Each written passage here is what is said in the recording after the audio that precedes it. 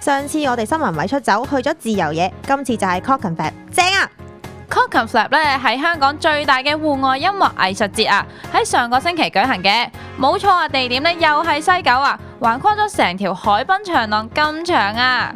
呢個音樂節主打係多元化嘅音樂，有成100隊嚟自世界各地嘅歌手、band 同埋藝術單位，由主流到地下樂隊，大牌到樂壇新貴都好多㗎，3日咁長，大把 show 睇啊！其實 Clockenflap 咧係第3年喺香港搞噶啦，今年嘅音樂節咧係3年之中最盛大嘅，全場音響咧主要贊助商就係 Sennheiser 啦，佢哋已經係第2年負責 Clockenflap 嘅現場音樂噶啦。呢度一共有3個音樂舞台，氣氛好熾熱啦，仲有 Robot、Electric、Silent Disco 同埋戲院。未完啊！呢度咧仲有 Kids Stage 俾一家人嚟啊，享受家庭樂。呢度咧俾小朋友畫畫啦，玩斜滑梯啦，啲小朋友個個咧都玩得好開心噶。呢度有好多嘢食嘢飲，但係全部咧都唔接受現金噶，要用呢張卡增值咗先用得噶。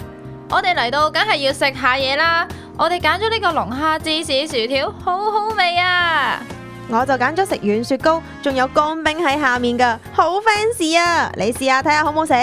同大家講住咁多先，我哋咧要慢慢感受下呢度嘅音樂氣氛啊！夜晚嘅 Electric 好熱鬧啊，有 DJ 打碟同埋閃爆燈光效果啊，大家咧都玩得好開心啊！